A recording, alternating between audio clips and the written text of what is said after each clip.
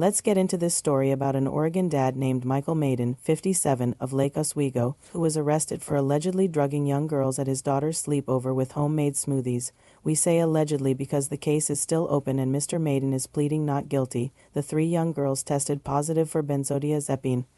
The controlled substance works as a sedative by calming the nervous system, according to the Cleveland Clinic. The girls told police they had spent the previous night at the home of a friend, whose father is Maiden. The girls said they believed that Maiden drugged smoothies he made before they went to sleep. The girls described Mr.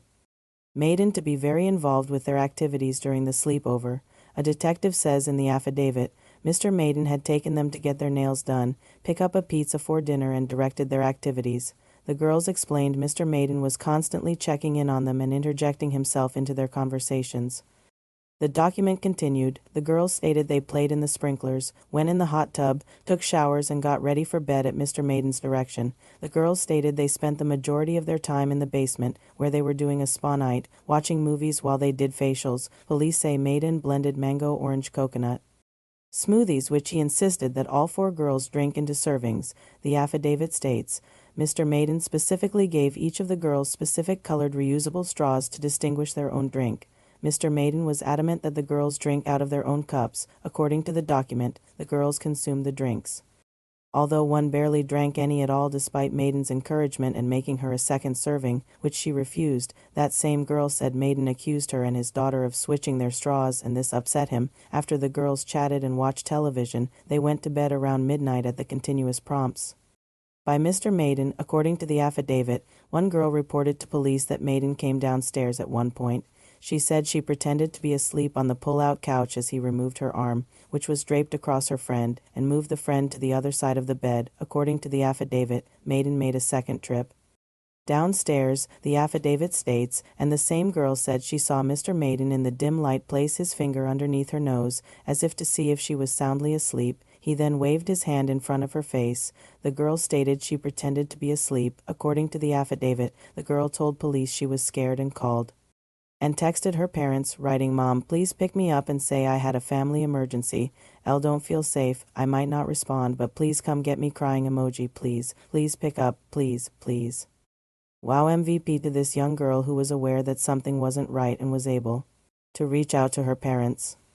According to the affidavit, the girl said Maiden came back inside and stood near the bed for approximately 15 minutes, stating that she could feel him watching her.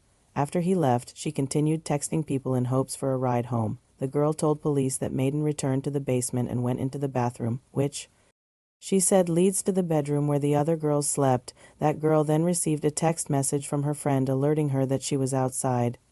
She ran into Maiden on her way out and told him she had to leave for a family emergency. According to the warrant, at home, the girl said she woke up her parents, who called the parents of the other girls. According to the affidavit, 2 drove to Maiden's home to pick up the children. Police reported in the affidavit that during an interview with one of the girls, she walked slowly and used the assistance of her mother for balance. Her eyelids were heavy, and she spoke slowly. Approximately 12 hours after drinking the smoothies, the girl recalled starting to feel woozy, hot, and clumsy shortly after drinking the second smoothie, and recalled telling scary stories, then going to stand up and tipping over, the affidavit states. According to the affidavit, the girl said she could not recall what occurred upon blacking out and fell into a thick, deep sleep. She had to be carried inside her home, the affidavit says, and she kept asking what happened.